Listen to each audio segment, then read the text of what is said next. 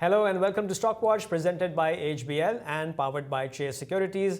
मैं हूं शुजा कुरैशी और मैं हूं शहबाज अशरफ। इस साल पाकिस्तान स्टॉक एक्सचेंज से अच्छे रिटर्न हासिल करने के लिए इन्वेस्टर्स की क्या स्ट्रैटेजी होनी चाहिए और उनको कौन से इकोनॉमिक डेटा और रिफॉर्म्स पर नज़र रखनी होगी, इस पर आज हम बात करेंगे। So stay tuned.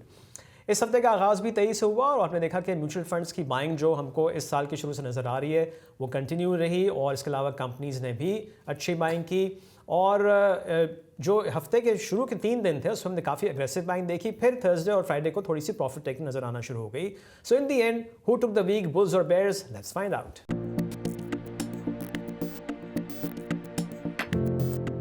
So once again bulls took the week और इस हफ्ते भी हमने तेज़ी देखी और इंडेक्स 5375 पॉइंट्स के इजाफे के साथ या 3% के इजाफे के साथ 1,84,410 पे क्लोज हुआ। और इस हफ्ते का इंट्राडे जो हमने हाई देखा था वो 1,87,900 था, जहाँ पे हमको प्रॉफिट टेकिंग नज़र आई। इस हफ्ते के टॉप गेनर्स और लूजर्स पे भी नज़र डाल लेते हैं। इस हफ्ते सबसे ज़्यादा इजाफा आदमजी इंश्योरेंस की स्टॉक में हुआ विच वॉज अप 32.1%। MCB की स्टॉक प्राइस में 12.9% का इजाफा हुआ। Abbott laboratories was up 11.5%, Helion 11.4% और साजगार इंजीनियरिंग की स्टॉक प्राइस में इस हफ्ते 10.5% का इजाफा हुआ। इस हफ्ते के टॉप लूजर्स पर नजर डालें तो इस हफ्ते सबसे ज़्यादा कमी पाकिस्तान सर्विसेज की स्टॉक में हुई which was down 15.5%। SS oil mills was down 7%। GHGL की स्टॉक प्राइस में 2.8% कमी हुई। DHPL वॉज डाउन 2.6% और इंटरनेशनल स्टील के स्टॉक प्राइस में भी इस हफ्ते 2.6% की कमी रिकॉर्ड की गई। सो इस हफ्ते स्टॉक मार्केट में तेजी की वजह क्या थी? What was the big story और big stories? Let's find out.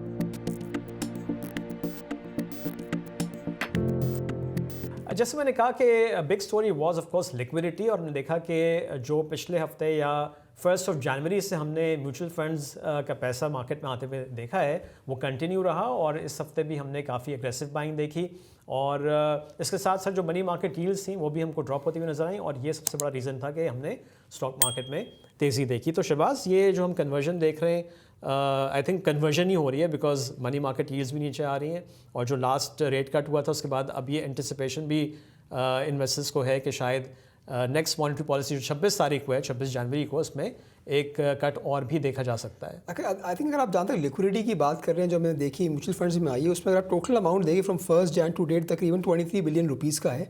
हमने कुछ मालूम भी करा और पता भी करा, उसमें ये हो रहा है कि एग्जिस्टिंग कन्वर्जन हैं, प्रॉब्ली कुछ आपके डेट फंड्स हैं वो कन्वर्ट हो रहे हैं इनटू इक्विटी फंड्स और आपकी नई बाइंग भी आ रही है।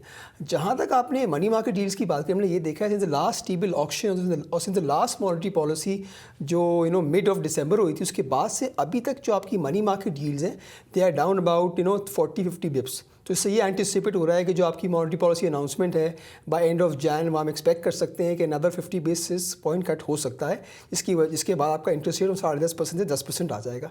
अब मैं क्यों कह रहा हूँ, ऑफकोर्स मनी मार्केट डील्स से रिफ्लेक्शन है कि इंटरेस्ट रेट कम हो रहा है, पर उसके कुछ रीजन हो सकते हैं। अगर आप देखें since the last monetary policy announcement आपकी ऑयल प्राइसेस भी नीचे हैं और आपकी गवर्नमेंट ने अनाउंस भी कर दिया कि आपकी गैस प्राइसेस हैं वो भी अगले 6 महीने तक नहीं बढ़ेंगी और आपकी कमोडिटी का आउटलुक देखें ओवरऑल थोड़ा सा नेगेटिव ही है।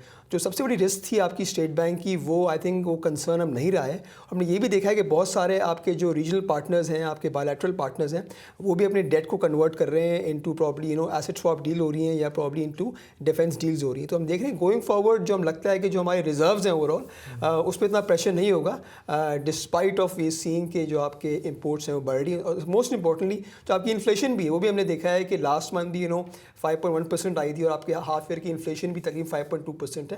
तो यहाँ हमें लगता है कि जगह है स्टेट बैंक के पास to further reduce interest rates going forward. अच्छा, इसके अलावा एक और भी खबर थी और वो मारी एनर्जीज के हवाले से थी कि मारी की जो गैस फील्ड है इन घोटकी डिस्ट्रिक्ट, वहाँ से 3 फर्टिलाइज़र प्लांट्स को FFC, एग्रीटेक और फातिमा फर्टिलाइज़र को गैस फराहम की जाएगी। तो ये एक अच्छी पॉजिटिव खबर है फॉर मारी। देखिए, सबसे इंपॉर्टेंट अगर आप देखें हुआ क्या है कि रीएलोकेशन हुई है from Mari field to the fertiliser plant. इसमें ये होगा सबसे ज़्यादा फ़ायदा कि डेडिकेटेड गैस फील्ड हो जाएगी जो फर्टिलाइजर को सप्लाई होगा गैस फीड स्टॉक। तो गोइंग फॉरवर्ड जो हमने पहले इशूज़ देखे रिगार्डिंग कर्टेलमेंट्स एंड प्लांट शटडाउन्स वो हमें कम दिखेंगे। अगर आप ओवरऑल देखें हमारी जो फर्टिलाइजर की प्रोडक्शन है, मैक्सिमम जो प्रोडक्शन है वो अबाउट 6.8 मिलियन टन है। तो लास्ट हाउ मनीज हम देख रहे हैं because of demand and low हम 6.2 6.3। अगर डिमांड आगे जाके बढ़ती है तो हम प्रोडक्शन इन्हांसमेंट देख सकते हैं। सबसे इंपॉर्टेंट इसमें यह है कि ये डिस्कवरीज जो भी रीएलोकेशन हुई है टूवर्ड्स फर्टिलाइजर प्लांट्स, ये डिस्कवरी तकरीबन 2022-2024 में हुई थी। तो एडिशनल जो प्रोडक्शन है फ्रॉम दीज कंबाइंड रेजर्वॉयर्स ऑफ मारी फील्ड तकरीबन अभी करंटली 50 MCFD हैं। सो यहाँ इन्होंने मेंशन भी करा है मारी ने अपनी मटीरियल इन्फॉर्मेशन में कि it will take at least 2 years for this to go upwards. Maximum production हम देखेंगे तकरीबन 200 MCFD हो जाएगी, और जो रीएलोकेशन हुई है वो तकरीबन 170 MMCFD ऑफ गैस है। So of course we know कि अभी जो भी गैस अभी जहाँ से भी डिफरेंट रिस्पेक्टिव फर्टिलाइजर कंपनीज को मिल रहा है वो मिलते रहेगा। तो सबसे इंपॉर्टेंट ये है कि इसका प्राइसिंग एलिमेंट क्या है। जब हम प्राइसिंग एलिमेंट देखें, जो फिलहाल जो आपको गैस मिलता है, फीड स्टॉक मिलता है डिफरेंट फर्टिलाइजर कंपनीज, वो एट ओगरा नोटिफाइड रेट मिलता है। तो ये भी प्राइसिंग होगी एट सिमिलर रेट्स होगी।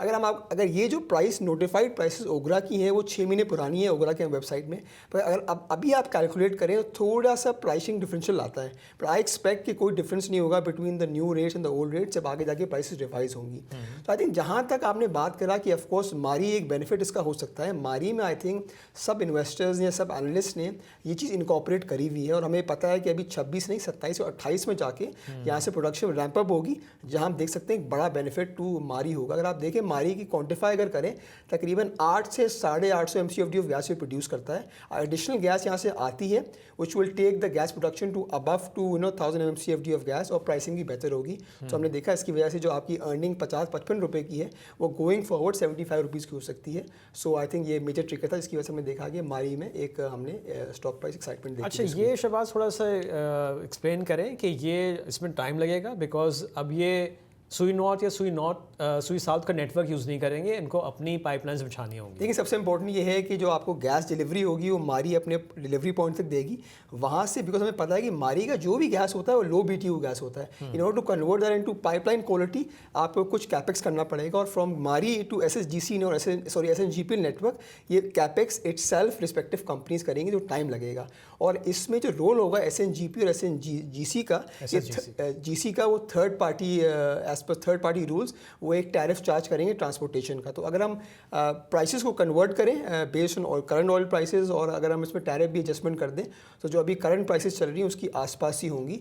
बट सबसे इंपॉर्टेंट इसमें यही ट्रिगर है कि एक डेडिकेटेड गैस फील्ड हो जाएगी, जिसकी वजह से हम सप्लाई देखेंगे गोइंग फॉरवर्ड बेहतर हो सकती है, डिस्ट्रप्शन नहीं होगी। क्योंकि हमने देखा है सबसे इंपॉर्टेंटली जो आपका FABL था, जो FFC पोर्ट कासिम हो गया है, हमने पिछले सालों में देखा है कि उसकी यूरिया की प्रोडक्शन तो लोअर साइड रही है। उसका यही रीज़न था बिकॉज ऑफ विंटर, जब सर्दी आती थी तो गैस उसको SSGC से मिलती थी और वो डाइवर्ट हो जाती थी टूवर्ड्स डोमेस्टिक कंज्यूमर्स। अब गोइंग फॉरवर्ड हम ये नहीं देखेंगे ऑफ कोर्स। मगर सबसे इंपॉर्टेंट आता है जो एक यूफोरिया नजर आ रहा था मार्केट पे कि इसकी प्राइसिंग थोड़ी सी बेहतर होगी या प्राइसिंग सब्सिडाइज होगी, बट वो नहीं है फिलहाल। मगर सबसे इंपॉर्टेंट है कि ये एलोकेट तो हो गई है, but it will take at least 2 to 2.5 years before this thing comes online going forward. Right, okay.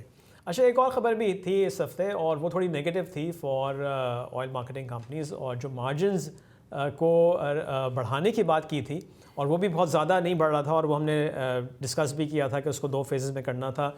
वो भी फेडरल कैबिनेट ने उसको हॉल्ट कर दिया। तो हमने जब भी देखा कि थर्सडे को जब मार्केट खुली तो PSO अंडर प्रेशर नज़र आया, और जहाँ मार्केट इतनी तेज़ बंद हुई तो PSO थोड़ा नीचे ही हमको नज़र आया है। तो ये पोटेंशियली नेगेटिव है। डिजिटाइजेशन की बात हो रही है ऑफ द पेट्रोलियम जो है सेल्स की, तो ये इसमें क्या कुछ क्लैरिटी है, क्या करना है? थोड़ा सा मैं इन्वेस्टर्स को रिकॉल करवा दूं कि जो ECC की रेटिफिकेशन आई थी रिगार्डिंग OMC मार्जिन हाइक, वो 9 दिसंबर को आई थी। हमने देखा 9 जैन को यही फेडरल कैबिनेट ने रेटिफाई नहीं करा, अप्रूव नहीं करा। हमने ये जो आपने मेंशन भी करा कि जो मार्जिन हाइक होना था वो 2 फेजेस में था। पहला था कि इफेक्टिव दिसंबर जो एंड में जो हमने प्राइसिंग देखी, ऑयल प्राइस रिवाइज हुआ है, वहाँ इफेक्टिव हो जाता, और सेकेंड जो आपका हाइक था वो आपका जून एंड में होता। और हाइक बहुत मिनिमल सा था, तकरीबन टोटल हाइक आपका 1.65 का था, उसमें आधा होता तो कुछ ना कुछ इम्पैक्ट आता। बट अब गवर्नमेंट का ये फोकस है कि ये जब तक सारी आपकी OMC की चेन है डिजिटाइज नहीं होगी, सप्लाई चेन, इसको हम ये अलाउ नहीं करेंगे। अब ये गवर्नमेंट ये कहती है कि क्या मतलब है इसका कि from transportation to storage to production to retail side ये सब चीज़ डिजिटाइज होनी चाहिए। बिकॉज गवर्नमेंट को इसकी वजह से क्या होता है कि कुछ चीज़ें ये होती हैं कि ऑयल स्मगल बहुत हो जाता है, या प्रॉब्ली क्वालिटी ऑफ ऑयल बेहतर नहीं होता। सो यहाँ पे कोई क्लैरिटी हमारे पास नहीं नहीं कि किस तरह डिजिटलाइजेशन होगी, बट जहाँ तक मैं रिकॉल करता हूँ कि according to some petroleum act 2025 वहाँ गवर्नमेंट कैटेगरी मेंशन करा था कि कोई आपकी टाइमलाइंस हैं, उस वक्त तक आपको डिजिटाइजेशन करना लाजमी है, अगर नहीं करेंगे तो you have to face some penalties. So हम वही देख रहे हैं कि हमें नज़र आ रही है। सो अब देखना है गोइंग फॉरवर्ड क्या होता है। हो सकता है कि ये चीज़ अब जब तक कोई क्लैरिटी नहीं आती है तो उस वक्त हाइक आपका कर्टेल ही रहे, but this is something negative for oil marketing company. लेकिन ये जो हाइक भी प्रॉमिस किया गया था, एक पुरानी पॉलिसी गवर्नमेंट की थी कि उनको इतना हाइक दिया जाएगा, और पिछले कुछ सालों से वो नहीं दिया गया था। तो चलें, ये जो डिजिटाइजेशन की बात हो रही है वो ठीक है, बट कम से कम पुराना तो अलाउ करते हैं ना। आप सही बोल रहे हैं, पिछले 2 साल से इनको मार्जिन रिविजन ही नहीं मिला है। तीसरे साल भी जो मिलना था वो was much less than expectations. तो यस, बिकॉज हमने देखा पिछले 2 साल पहले तो इन्फ्लेशन बहुत ज़्यादा थी, और आपके जो भी ओएमसी मार्जिन्स थे वो लिंक्ड थे टू द इन्फ्लेशन, राइट। यहाँ तो गवर्नमेंट ने फॉर्मूला ही चेंज कर दिया है कि जो ओएमसी मार्जिन इन्फ्लेशन से लिंक नहीं होंगे, इसमें जो मैक्सिमम होगा 10% होंगे और आपका लो साइड में 5% होगा। सो बहुत अनसर्टनिटी है, देखते हैं आगे जाके गवर्नमेंट का क्या फैसला होता है गोइंग फॉरवर्ड। राइट। अच्छा, रेमिटेंसेस के नंबर्स आए फ्राइडे को, उन पे भी नज़र डाल लेते हैं। और हमने देखा कि दिसंबर 2025 में remittances were at 3.6 billion US dollars, जो 13% का इंक्रीज़ है मंथ ऑन मंथ बेसिस पे, और अप 17% ईयर ऑन ईयर। और इस तरह से अगर हम इस फिस्कल के फर्स्ट हाफ की रेमिटेंसेस देखें तो वो 19.7 बिलियन डॉलर तक पहुंच गई हैं, which is up 11% year on year. तो काफ़ी अच्छा नंबर आया दिसंबर का। इसका रीज़न क्या है? ऐसा लग रहा है कि सब चीज़ें राइट डायरेक्शन में जा रही हैं। और अगर आप देखें आपके रेमिटेंसेस, अगर आप पिछले 12 महीने की एवरेज देखें तो तकरीबन 3.35 बिलियन डॉलर्स का एवरेज नंबर है। और ये जो नंबर जो आया 3.6 बिलियन डॉलर्स, ये इस फिस्कल ईयर का हाईएस्ट नंबर है। सो लगता है कि जो गवर्नमेंट का टारगेट है 40 बिलियन डॉलर्स का रेमिटेंसेस का, वो हम अचीव कर देंगे फॉर FY26। अच्छा, वैसे रीज़न कुछ ये भी है कि हमने देखा है कि अगर हम रुपये को देखें तो it's stable against the US dollar, लेकिन कुछ दूसरी जो करेंसीज हैं लाइक यूरो एंड पाउंड, उसमें वहाँ से काफ़ी जो है वो डिप्रिसिएशन। डेफिनेटली अगर आप नंबर इस महीने का देखें month on month and even year on year basis पे, स्पेशली जो आपने बात मेंशन करी कि आपका यूएस डॉलर तो अगेंस्ट पीके स्टेबल है, बट बाकी अगेंस्ट अदर करेंसीज वीकन हुआ है। So we are seeing more higher remittances from these respective countries. तो आई थिंक एक और सबसे बड़ा रीज़न ये है कि जो आपकी जो भी रेमिटेंसेज आ रही हैं वो थ्रू फॉर्मल चैनल्स आ रही हैं, कोई इनफॉर्मल चैनल है ही नहीं। उसका बड़ा I think because I think इसमें जो आगे जाते this things stabilizes, so we can see more robust numbers from remittances going forward. अगर आपको ये वीडियो पसंद आ रही है तो अभी सब्सक्राइब करें। और अब हम चलेंगे अपने गेस्ट की तरफ। आज हमको यूसुफ फारूक ज्वाइन कर रहे हैं, director research at Chase securities. Yusuf, welcome to the show. Thank you so much for inviting me. Okay, now हम देख रहे हैं कि जब से साल शुरू हुआ है उससे पहले ही दिसंबर से डिफरेंट ब्रोकरेज हाउस की स्ट्रैटेजी रिपोर्ट्स फॉर 2026 आनी शुरू हो गई थी। चेस सिक्योरिटीज़ की भी आ गई है, और ये ख़तरे मुख्तलिफ है। मैं व्यूज़ को बता दूँ कि जहाँ पे डिफरेंट हाउसेज एक टारगेट देते हैं इंडेक्स का, और फिर जो उनकी टॉप पिक्स होती हैं उनके भी टारगेट प्राइसेस देते हैं। चेस ने कोई टारगेट इंडेक्स का भी नहीं दिया और ना ही टॉप पिक्स के कोई प्राइसेस दी हैं। तो सबसे पहले तो इसका रीज़न जान लेते हैं यूसुफ से। Shuja, thank you so much. Shuja, देखें, मैं हर दफ़ा यही आपको कहता हूँ कि जो है वो सिंगल टारगेट्स का कोई फ़ायदा नहीं होता है, और there are multiple things that can happen going forward. हम ओवरऑल बुलिश ही हैं मार्केट पे, और मैं हर दफ़ा ही आपको ये कहता हूँ कि देखें मार्केट 1500 से आज 1,84,000 हो गई है। ये 21% का केगर है। अगर इससे भी पीछे हम 1980 तक भी चले जाएं तो बाजार का 17-18% का रिटर्न है। बाजार हर 5 साल में तकरीबन ओवर द लॉन्ग टर्म हर 10 साल में 5 गुना हो जाती है। तो इन्वेस्टर्स का गोल यही होना चाहिए कि अगर बाजार जितना रिटर्न भी बनाना है, और अगर फर्ज करें अल्फा नहीं भी जनरेट करना है, तो इस चीज़ को इसी तरीके से देखें। और स्ट्रैटेजी लॉन्ग टर्म यही होनी चाहिए कि एक्विटीज़ में इन्वेस्टेड रहें। हम बहुत सारे फैमिली ऑफिसेस का, बहुत सारे इंडिविजुअल्स का, नए लोगों का भी इंटरेस्ट देख रहे हैं बाजार में। और हुआ यही है कि हम लॉन्ग टर्म एक साइकिल में इस जगह पे हैं जहां पे इक्विटी मार्केट्स में लोगों ने एक्चुअली इन्वेस्ट करना शुरू कर दिया है। तो ये बताना और ये समझाना कि 1 साल के टारगेट्स ना देखें, और 1 साल आगे बहुत अनसर्टनिटी होती है, बट लॉन्ग टर्म बहुत ज़्यादा सर्टनिटी होती है इक्विटीज़ में, हमने ये समझाने की कोशिश की है। बिल्कुल। ज़ाहिर है हमने फिर उसको ब्रेक डाउन कुछ इस तरीके से किया है कि हमने पहले ये बताने की कोशिश की है कि आज मार्केट जिस प्राइस टू अर्निंग्स रेशो पे है, हिस्टोरिकली हिस्टोरिकली आधे दिन पिछले 20 साल में मार्केट इस वैल्यूएशन से ऊपर रही है और आधे दिन इस वैल्यूएशन से नीचे रही है, राइट जिसका मतलब ये है कि अब स्टॉक्स बहुत ज्यादा सस्ते नहीं हैं। लेकिन इसका ये भी मतलब नहीं है कि रिटर्न्स नहीं बनेंगे। अगर इस पीई बैंड में 9 साढ़े 9 के पी बैंड में ट्रेलिंग बेसिस पे अगर किसी ने स्टॉक्स हिस्टोरिकली भी खरीदे हैं तो returns over the next 3 years 30% के भी केकर्स बने हैं हिस्टोरिकली, और कुछ टाइम पीरियड जैसे रहे हैं जहां पे रिटर्न्स कम भी बने हैं। राइट तो हमने ये समझाने की बेसिकली रिपोर्ट में कोशिश की है। हमारा आउटलुक जनरली बुलिश ही है। राइट अच्छा और सॉरी हम एक यूसुफ, अगर मैं सॉरी यहाँ पे आपको थोड़ा काटूँ बात को, और 3 सिनारियोज आपने दिए हैं बड़े अच्छे, मैंने रिपोर्ट पूरी देखी है, अच्छी रिपोर्ट है, तो वहाँ से शुरू कर देते हैं। आपने जो 3 सिनारियोज दिए हैं, एक बेस केस है, फिर एक आपने इसको राइट टेल का नाम दिया है which is of course on the positive side, और एक left tail which is of course on the negative side. तो let's first discuss the base case जो आप ने यहाँ पे डिस्कस किया है। देखिए, मार्केट एक बहुत ज्यादा पीरियड मार्केट ने पिछले 20 साल में गुजारा है, 9 से 12 टाइम्स अर्निंग्स के बीच में। हमें लगता है कि जैसे अभी लास्ट एक इंटरेस्ट रेट कट हुआ है, मार्केट एक और इंटरेस्ट रेट कट एक्सपेक्ट कर रही है, तो मार्केट आहिस्ता आहिस्ता यहाँ से रीरेट करेगी। कुछ ज्यादा इंटरेस्ट रहेगा इन सेक्टर्स जहाँ पे अर्निंग्स ग्रोथ आएगी, और जहाँ पे अभी नहीं आ रही है वहां पे फिर इवेंचुअली आना शुरू हो जाएगी। तो बेस केस देखें ये है कि मार्केट 10-11 टाइम्स अर्निंग्स हो जाती है यहाँ से आहिस्ता आहिस्ता, और कोई बहुत ज्यादा यूफोरिया नहीं स्टार्ट हो जाता मार्केट के अंदर। जो गवर्नमेंट जो चीजें कर रही है उनका पेस भी जो है आहिस्ता आहिस्ता स्लो रहता है, और कोई बड़ा क्राइसिस वाली सिचुएशन नहीं आती है। ये हमारा बेस केस है फॉर द नेक्स्ट ईयर, कि जिस तरीके से चीजें चल रही हैं उस तरीके से चलती रहे। उसमें जाहिर है there is some room in some stocks के वहां पे रैली हो जाए और ओवरऑल मार्केट भी थोड़ी सी बढ़ जाए। ये हमारा बेस केस है। इसके साथ जाहिर है एक लेफ्ट टेल जहन में रखना जरूरी है। अच्छा, हमने ये 3 केसेस क्यों बनाए? देखिए, हमने ये 3 केसेस इसलिए बनाने की कोशिश की है कि क्योंकि 1 साल आगे अनसर्टनिटी होती है और हमसे बहुत सारे इंडिविजुअल्स और फैमिली ऑफिसेस कांटेक्ट कर रहे होते हैं कि हम क्या करें। तो देखें, जो लेफ्ट टेल है जिसमें यह है कि हालात खराब हो जाएंगे, उसके लिए पिछली 2-3 दफा भी जब मैं आपके शो पे भी आया हूं तो यही हमने कहा है कि अपनी एसेट एलोकेशन को देखें, और जितनी आपकी एलोकेशन इक्विटी में होनी चाहिए उतनी एलोकेशन इक्विटी में करें, और अपने आप को ओवर एक्सटेंड ना करें। तो अगर फर्ज करें कि आपकी एज और रिस्क एपेटाइट के हिसाब से आपका 30% फिक्स्ड इनकम में होना चाहिए, तो आप उस 30% को फिक्स्ड इनकम में रखें। देखिए, उसका फायदा क्या हो गया, अगर फर्ज करें कोई लेफ्ट टेल इवेंट होता है और फर्ज करें करंट अकाउंट की सिचुएशन खराब होती है, जो कि अभी हमें नहीं लग रहा है, आज भी रेमिटेंसेस का नंबर बहुत अच्छा है, लेकिन हमें ये जहन में रखना है कि देखें, पाकिस्तान एक बहुत बड़ा फिस्कल डेफिसिट करता है, आहिस्ता आहिस्ता करंट अकाउंट पे प्रेशर आता है, फिर बहुत दफा पॉलिटिकल प्रेशर्स होते हैं जिनकी वजह से गवर्नमेंट सही चीजें नहीं कर पाती। तो ये एक जनरल पाकिस्तान रिस्क है जो 2-3 दफा पिछले 10 साल के अंदर प्ले आउट हुआ है।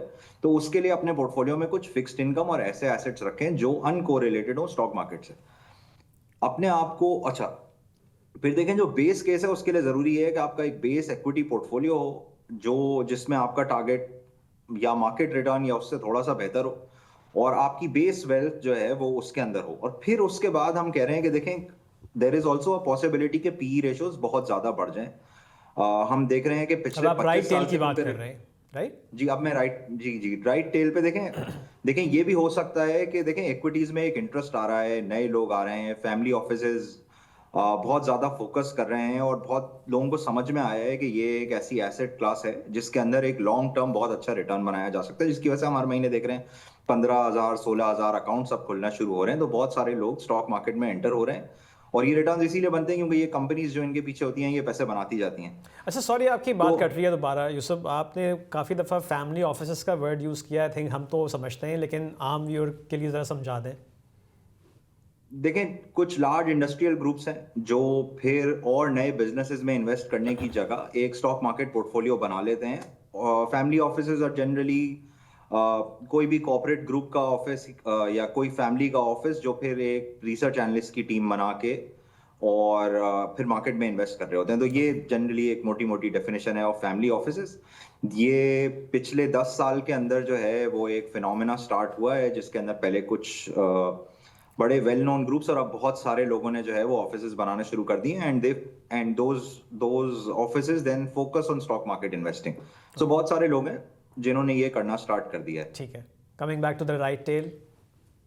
तो देखें, एक पॉसिबिलिटी ये भी है कि मार्केट जो है वो अपवर्ड रीरेट हो जाए ग्रेजुअली। अगर हम देखें कि गवर्नमेंट वाले एंड पे और मुल्क में इस वक्त क्या हो रहा है, तो एक इन्वेस्टिंग फेज लग रहा है कि इकोनॉमी में स्टार्ट हो रहा है। अभी हमने देखी कि बहुत सक्सेसफुल एक प्राइवेटाइजेशन भी हो गई। हम ये भी सुन रहे हैं अब कि अब इसके बाद डिस्कोस की बारी है, और मोस्ट लाइकली हमें यही लगता है कि डिस्कोस की प्राइवेटाइजेशन में भी पाकिस्तान में इंडिविजुअल्स का और ग्रुप्स का काफ़ी इंटरेस्ट होगा इन कंपनीज को खरीदने में। तो ऐसे ही लग रहा है कि देखें जो कि प्राइवेटाइजेशन होना स्टार्ट हो रही है। इस वक्त भी सेंट्रल बैंक जो लास्ट नंबर रिपोर्ट हुआ है उसमें $1 बिलियन की बाइंग है, और $1 बिलियन खरीदे हैं।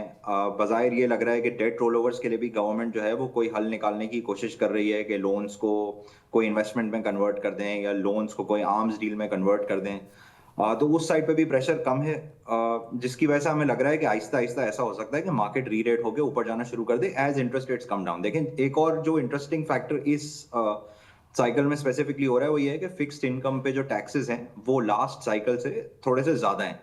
तो मार्केट अगर फर्ज करें इंटरेस्ट रेट्स 10.5 है, तो मार्केट जो है वो जहां जिस पीई पे लास्ट टाइम 10.5 पे थी उससे थोड़ी सी ऊपर हो गई है। तो हम ये देख सकते हैं कि जैसे जैसे इंटरेस्ट रेट्स नीचे आते हैं तो मार्केट और अपवर्ड्स री-रेट ग्रेजुअली हो सकती है। हमें लॉन्ग टर्म यही लगता है कि देखें क्योंकि पाकिस्तान का फिस्कल डेफिसिट इतना बड़ा है तो हमें ऐसे ही लगता है कि शायद कुछ डीवैल एंड इंटरेस्ट रेट कट्स का कॉम्बिनेशन हो सकता है by the end of next year, जिससे इकोनॉमी दोबारा ग्रो करना स्टार्ट कर सकती है। और उस सिचुएशन में हमें लगता ये है कि मार्केट शायद आहिस्ता आहिस्ता जो है वो रीरेट होना शुरू हो जाए। देखिए राइट टेल ये है कि फर्ज करें पाकिस्तान में बूम बस्ट साइकिल बंद हो जाए, अपने आप को अपने पोर्टफोलियोज को इसके लिए भी तैयार रखना चाहिए। कुछ कंपनीज पोर्टफोलियोज में ऐसी होनी चाहिए जो ओवर 10 ईयर टाइम होराइजन बहुत ज्यादा बड़ी हो सकती हैं, और वो कुछ हमने मेंशन जो है फिर रिपोर्ट में उसके बाद की हैं। अच्छा ये बताएं यूसुफ, आपने जो अपनी रिपोर्ट में जिक्र करा जो की trigger for probably even base case या आपका जो राइट टेल रिस्क है वो लिक्विडिटी है। हमने देखा था लास्ट ईयर हमने देखा कि बहुत सारी लिक्विडिटी कन्वर्ट हुई है from debt market to equity fund from mutual funds. तो थोड़ा एक्सप्लेन कर सकते हैं आप इन्वेस्टर्स को कि आगे जाके हम कितनी लिक्विडिटी आ सकती है और हिस्टोरिकली ये कितना AUM रहा था और आगे जाके किस तरह हम इसको चेंज होते हुए देख सकते हैं? देखें एक वक्त पे जो एसेट मैनेजमेंट कंपनीज हैं उनके टोटल एसेट्स का 40% भी इक्विटी होता था। आज हम we not even close to that number, I think we close to 14-15% now. और ये हमें लगता है कि ये नेक्स्ट ईयर तक 20% हो सकता है। जाहिर है दीज आर लार्ज नंबर्स, और बट सिर्फ फ्लो की बेसिस के ऊपर जाहिर है हम स्टॉक्स या इन्वेस्टिंग नहीं रेकमेंड कर सकते हैं। बट लग यही रहा है कि जो है वो बहुत सारे लोग फिक्स्ड इनकम से कन्वर्ट कर रहे हैं टू इक्विटीज। राइट अच्छा ये बताएं कि आपने अपनी अपनी स्ट्रैटेजी में मेंशन ये भी करा है कि आप कुछ अल्फ़ा प्लेज हैं। सो अगर आप कुछ बता सकें आपके टॉप 3 अल्फ़ा प्लेज क्या हैं और उसके क्या रीजंस हैं और क्यों आप समझते हैं कि वो अच्छी ग्रोथ दे सकते हैं गोइंग फॉरवर्ड? देखें एक हमें मेजर एक डिजिटाइजेशन का प्ले नजर आ रहा है, जिसके अंदर हमें नजर आ रहा है कि 2019 में 7 करोड़ सब्सक्राइबर्स थे मोबाइल ब्रॉडबैंड के, और वो आज 15 करोड़ हो गए हैं। लोग 3 GB 2019 में 3 GB इंटरनेट महीने का यूज करते थे वो ब्रॉडबैंड सब्सक्राइबर्स, आज वो 9 GB हो गया है। हमें पता है कि हर चीज जो है वो ग्रेजुअली ऑनलाइन मूव कर रही है। बैंक्स भी ऑनलाइन मूव कर रहे हैं, ब्रोकरेजेस भी ऑनलाइन मूव कर रहे हैं, एसेट मैनेजमेंट कंपनीज के भी बहुत सारे अकाउंट्स ऑनलाइन खुल रहे हैं। आप अगर मीडिया वाली साइट पे देखें तो आप लोगों के जैसे बहुत सारे चैनल्स आ गए हैं, ये बहुत सारे आई बॉल्स जो है वो टेलीविजन से हटा रहे हैं। तो हमें लगता है कि देखें एक तो डिजिटाइजेशन प्ले है, इसमें हमें 2 चीज़ें मेजरली समझ में आती हैं। एक PTC है जिसमें हमने एक लास्ट शो में आप लोगों के साथ डिटेल में बात की थी कि वहाँ पे कंसोलिडेशन हो गई है सेक्टर के अंदर, और हमें लगता है कि अब एवरेज रेवेन्यू पर यूजर जो है वो आहिस्ता आहिस्ता बढ़ता जाएगा। प्राइसिंग पावर आ गई है टेलीकॉम कंपनीज के पास, और हमें लगता है कि जो सारे स्टेक होल्डर्स हैं वो अलाइंड हैं कि सर्विस क्वालिटी इंप्रूव करने के लिए prices will have to go up. अभी एक स्पेक्ट्रम ऑक्शन भी है, और अभी तक जो डिटेल्स हमें नजर आई हैं उससे हमें यही लग रहा है कि प्राइसेस तो शायद बहुत कम नहीं होंगी स्पेक्ट्रम ऑक्शन की, लेकिन पेमेंट 1 साल के बाद करनी होगी। आधी पेमेंट 1 साल के बाद करनी होगी और बाकी आधी जो है वो 5 साल की इंस्टॉलमेंट्स में पे करने का ऑप्शन है। तो स्पेक्ट्रम की भी जो है वो बहुत अच्छी टर्म्स लग रहा है बजायर के टेलकोस को मिल जाएंगी जिस वक्त एंड ऑफ फरवरी ये ऑक्शन होगा। तो हमें लगता है कि देखें अगर एवरेज रेवेन्यू पर यूजर 3 साल में $2 हो जाए या 5 साल में $2 हो जाए तो एक बहुत अच्छा आउटकम निकल सकता है। और देखें ये तो 3 से 5 साल में $2 होगा। अगर हम राइट टेल रिस्क की बात करें तो देखें ये पहले $2 होगा, फिर ये $3 होगा, फिर ये $4 होगा, फिर ये $5 होगा। एज इनकम्स ग्रो लोग जो है वो इंटरनेट के लिए और सर्विस के लिए ज्यादा पे कर सकेंगे। तो ये स्टोरी चलती रह सकती है। अच्छा देखें दूसरी जो हमने लास्ट ईयर एक रिपोर्ट लिखी थी, this is a continuation of that, और वो रिपोर्ट थी पाकिस्तान स्टॉक एक्सचेंज के ऊपर। तो हमें लगता है कि देखें जैसे ही डिजिटाइजेशन और फाइनेंशियलाइजेशन हो रही है और इतने लोग और स्टॉक मार्केट में इन्वेस्ट करने के लिए आ रहे हैं और स्टॉक मार्केट की मार्केट कैप बढ़ती जा रही है, तो हमें लगता है कि PSX is also a very good play. अगर हम ग्लोबली देखें तो हमें नजर आएगा कि जो स्टॉक एक्सचेंजेस होते हैं और उनके ऊपर जो इंडेक्सेस लिस्टेड होते हैं, जो स्टॉक एक्सचेंजेस खुद होते हैं, उनके returns globally over the last 20 years उनके इंडेक्सेस से बहुत ज्यादा रहे हैं। उसकी वजह यही है कि देखें जनरली रेवेन्यू जो एक्सचेंज का है वो इंडेक्स के रिटर्न से बढ़ जाता है और फिक्स्ड कॉस्ट उस तरीके से नहीं बढ़ती, तो इंडेक्स से ज्यादा प्रॉफिटेबिलिटी ग्रोथ आ जाती है। तो ये बहुत हाई पीई पे भी ट्रेड करते हैं। फिर एक और बहुत अच्छी बात इन बिजनेसेस की होती है कि इनके लिए कोई कैपिटल की रिक्वायरमेंट नहीं होती है। तो जब कैपिटल की रिक्वायरमेंट नहीं होती तो दे पे out a large part of their earnings. देखिए यही चीज ब्रोकरेजेस में भी प्ले की जा सकती है, लेकिन ब्रोकरेजेस हर एक कंपेरेटिव रिलेटिवली बिजनेस है और इवन दो वॉल्यूम्स बढ़ रहे हैं बट वहां पे एट सम पॉइंट डिसरप्शन या कंपटीशन का खतरा है। But brokerages are also cheaper but good place. PSX is more of a premium, you have to pay a premium, but वहां पे मोनोपोली है एक, तो डिसरप्शन का चांस बहुत कम है।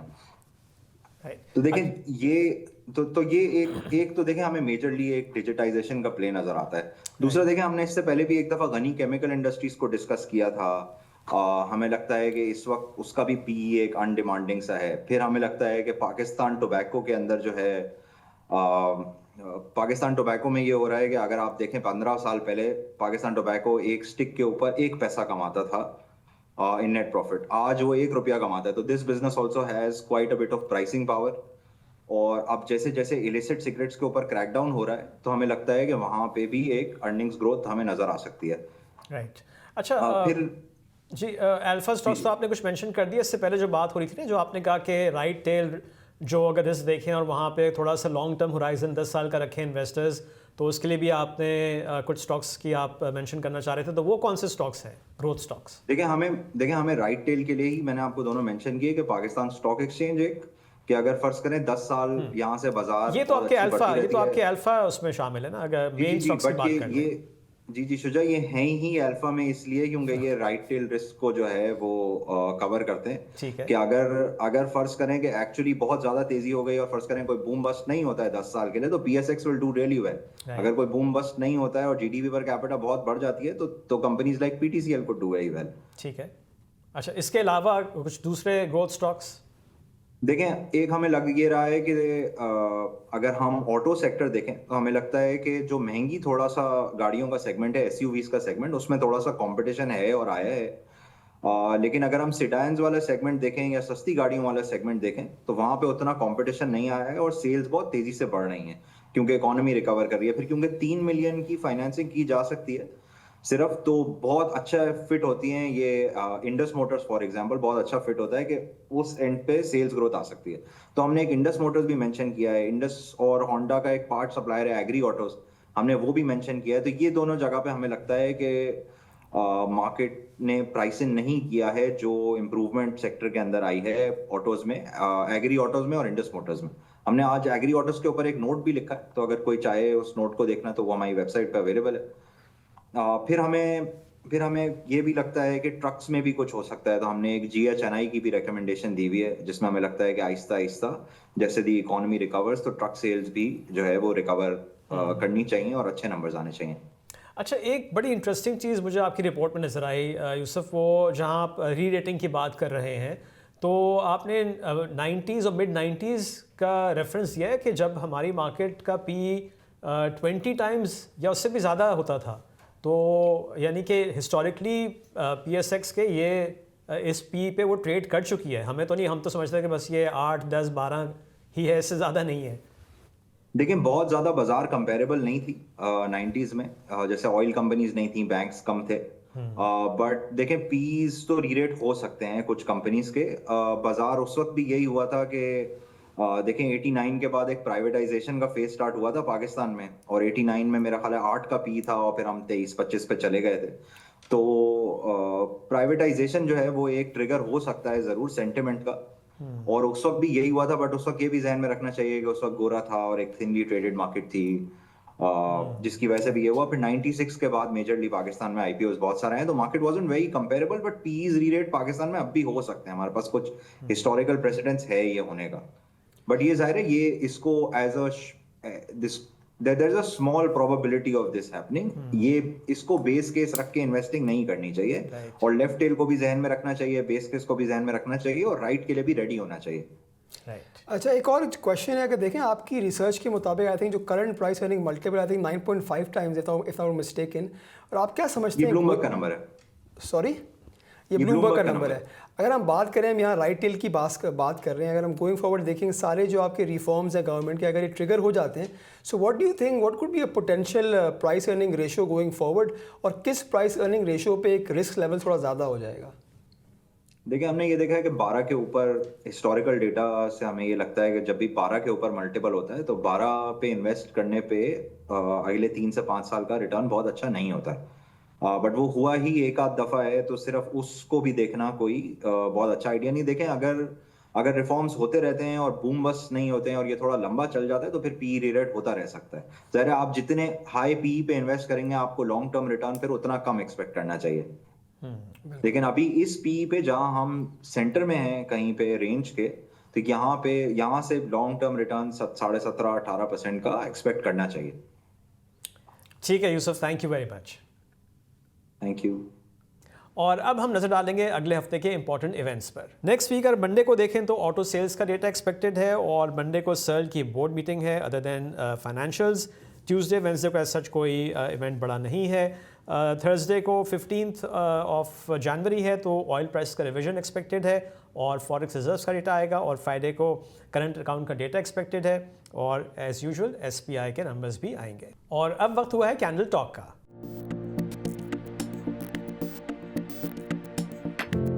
कैंडल टॉक में हमारे साथ शर्जील अहमद मौजूद हैं, जो टेक्निकल एनालिस्ट हैं at Chase Securities. Sharjeel, welcome to the show. Thank you for inviting me. So Sharjeel, एक और काफ़ी बुलिश वीक हमने देखा, और इंडेक्स 184,410 पे क्लोज हुआ है. वंस अगेन बैंकिंग सेक्टर ने काफ़ी अच्छी परफॉर्मेंस दिखाई. फिर हमने देखा बहुत अरसे बाद फार्मास्यूटिकल स्टॉक्स में तेज़ी हुई. नाउ इंडेक्स की जो क्लोजिंग आई है वीक ऑन वीक बेसिस पे, अब यहाँ से आप चार्ट्स क्या बता रहे हैं? बिकॉज हमने देखा है कि हाई बना था 187,900 का, वहाँ से मार्केट रिवर्स हुई है, तो अब रेजिस्टेंस और सपोर्ट कहाँ होगी? बिल्कुल, आई थिंक ये हफ्ता मार्केट के लिए काफ़ी बेहतर रहा again. However, towards the end of the week, last two sessions में Thursday and Friday respectively, we saw some profit taking in the market. अब इस प्रॉफिट टेकिंग की क्या वजह थी? हमारे जो खैर दो लेवल से उनको मार्केट ने ब्रेक करा और एक नए ऑल टाइम हाई लेवल को अप्रोच करा एट ऑलमोस्ट 188,000. हम अगर चार्ट्स पे देखें तो चार्ट्स पे हुआ ये कि मार्केट का एक जो रेड चैनल का टॉप था नियर 180,000 ऑलमोस्ट, ये मार्केट ने ब्रेक करा. ट्यूसडे के सेशन में इस पर्टिकुलर लेवल को जो है वो रिटेस्ट करा, और फिर वहां से हमने जो है वो अपसाइड को कंटिन्यू होता हुआ देखा. और हमने ये शेयर करा था कि इन केस अगर 180,000 के लेवल्स ब्रेक होते हैं तो मार्केट की जो नेक्स्ट स्टॉप हो सकता है वो नियर 187,000 के लेवल्स के करीब हो सकता है. तो ऑलमोस्ट इन लेवल्स को मार्केट ने अप्रोच करा. इनफैक्ट इंट्राडे हाई में मार्केट ने थर्सडे को ऑलमोस्ट 187,900 का हाई डिफाइन करा, वहां से हमने जो है थोड़ी बहुत प्रॉफिट टेकिंग होती हुई देखी. अब आई थिंक वैसे तो ओवरऑल मार्केट का view going forward range bound का रहेगा स्लाइटली, क्योंकि हम देख रहे हैं कि मार्केट ने अपनी मार्केट की जो रेजिस्टेंसेस हैं टुवर्ड्स द अपसाइड, एक तो ये ब्लू चैनल का रिटेस्ट है जिसके ऊपर मार्केट सस्टेन नहीं कर पाई. वेंसडे के सेशन में इस पर्टिकुलर चैनल के ऊपर क्लोज करा, but again in the very next session हमने देखा कि इसने it couldn't sustain and close slightly below the channel support, और फिर फ्राइडे के सेशन में हमने जो है वो इसके अंदर नीचे क्लोजिंग आती हुई देखी. Overall week on week basis के ऊपर हमने इसके ऊपर क्लोज करते हुए मार्केट को जो है वो नहीं देखा है. तो आई थिंक 187,000 के लेवल्स के करीब, जो कि ब्लू चैनल इसका एक काफी रेलिवेंट चैनल है since the start of the rally, जब से ये वेव तेजी की बनी है मार्केट में सिंस स्टार्ट ऑफ मे, तब से ये काफी वैलिड चैनल है, जिसको जब मार्केट ने ब्रेक करा था इन अक्टूबर तो उसके बाद से इसके ऊपर मार्केट सस्टेन नहीं कर पाई है. इस वीक में एक दिन एक सेशन इसने गुजारा बिल्कुल इसके ऊपर, but week on week basis पे जो है वो मार्केट इसके ऊपर सस्टेन नहीं कर पाई. तो I think going forward 187,000 would be an initial resistance level for the market, followed by the next major resistance at almost 190,000, जो कि अगेन एक बहुत सिग्निफिकेंट वेज है जिसका टॉप हो सकता है, क्योंकि ये मार्केट के जो प्रीवियस दो हाइज हैं, एक जो मार्केट ने दिसंबर 2024 में लगाया था near 116,000, followed by the next high at almost 170,000 जो मार्केट ने अक्टूबर 2025 में लगाया था. तो अगर इन दो टॉप्स को कनेक्ट करके हम एक वेज ड्रॉ करें तो उसका टॉप भी नया 190,000 के लेवल्स के करीब आ रहा है. तो I think towards the upside अगर मार्केट मूव करती है तो ये दो लेवल्स ऐसे हैं जहाँ पे मार्केट में हम सेलिंग प्रेशर जो है वो बनता हुआ देख सकते हैं। अब इस दौरान अगर मार्केट नीचे मिलती है तो 183,000 के लेवल्स के करीब मार्केट अपने रेड चैनल को रीटेस्ट करेगी, जहां पे हम एक्सपेक्ट कर सकते हैं कि मार्केट में एक शॉर्ट टर्म बाउंस बैक बन सके।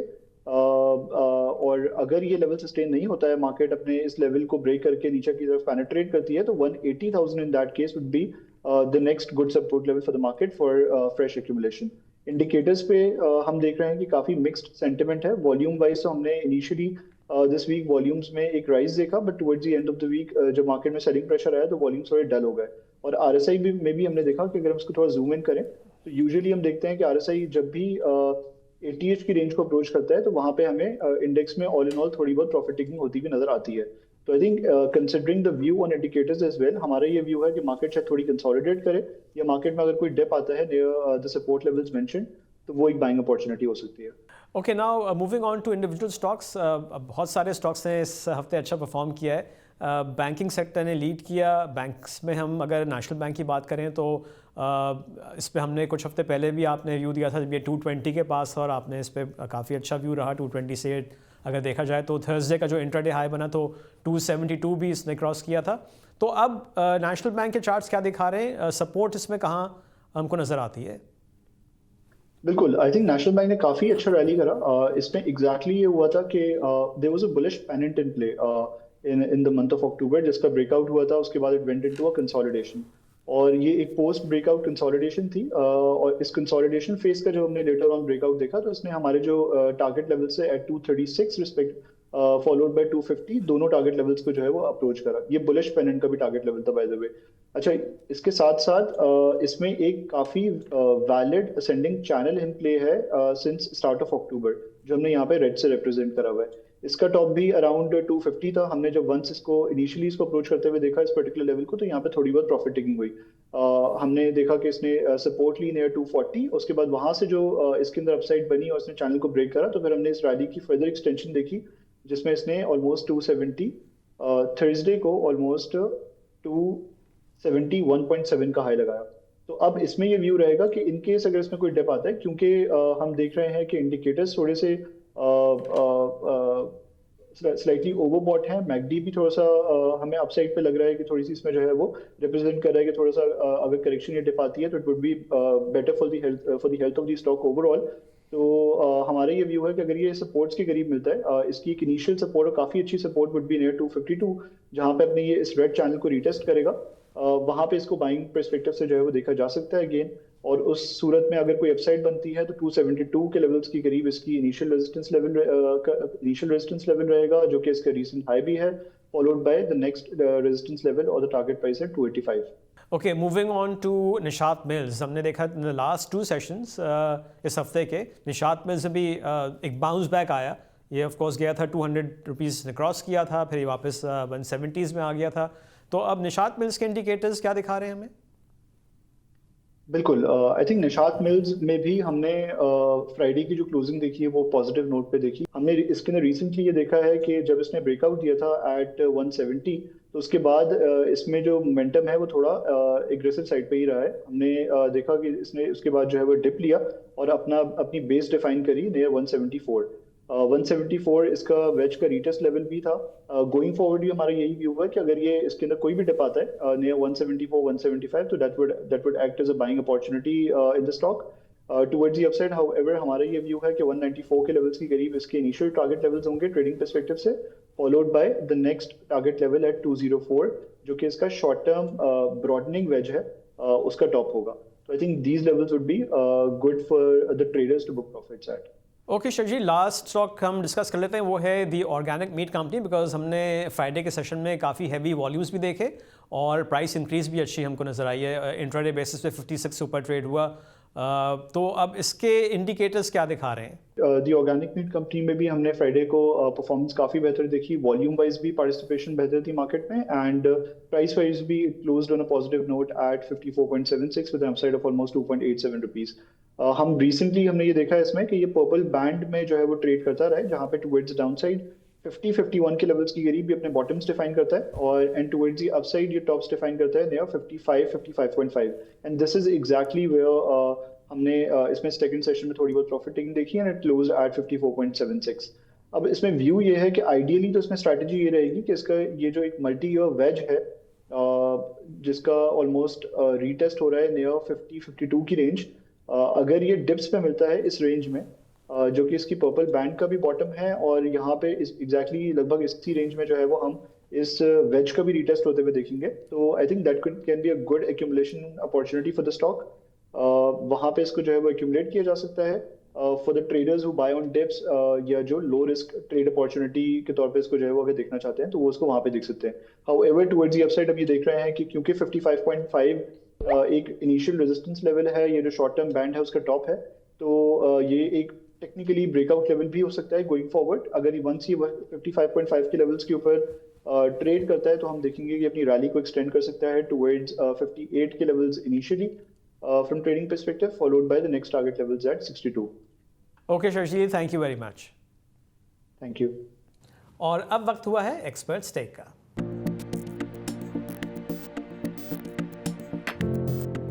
तो शहबाज, हमने देखा है कि 2 हफ्ते मार्केट काफ़ी तेज़ रही है।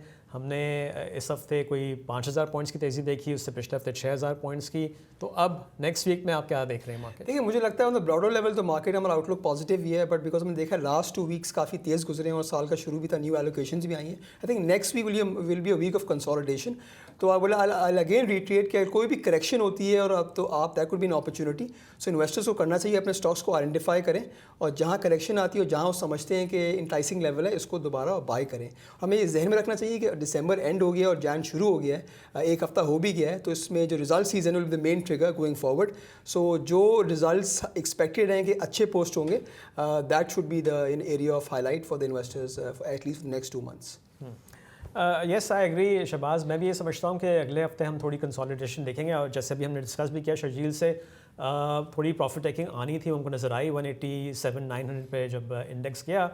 तो कोई भी अब डिप आती है, आई थिंक हेल्दी होगा मार्केट के लिए कि मार्केट बड़ी तेज़ी से बढ़ गई, थोड़ी सी कंसोलिडेशन नज़र आए, और इन्वेस्टर्स को नज़र रखनी चाहिए once again on the dividend stocks. तो जहाँ भी मार्केट में डिप आएगी और स्टॉक प्राइस नीचे आएंगी, तो सबसे पहले जो इंस्टीट्यूशनल इन्वेस्टर्स भी हैं या वो दूसरे इन्वेस्टर्स भी हैं, उनका फोकस होगा ऑन दो स्टॉक्स जो अच्छा डिविडेंड देते हैं, और उसमें ऑफ कोर्स बैंक्स और फर्टिलाइजर्स आते हैं, तो उन पे फोकस ज़रूर रखना चाहिए। तो ये स्ट्रैटेजी रखें, उन स्टॉक्स को नज़र में रखें, और कुछ स्टॉक्स जो अभी इस रैली में नहीं चले हैं वो शायद कैचअप हमको करते हुए नज़र आएँ, तो उन स्टॉक्स को भी आइडेंटिफाई करके वहाँ भी एक्यूमुलेशन की जा सकती है।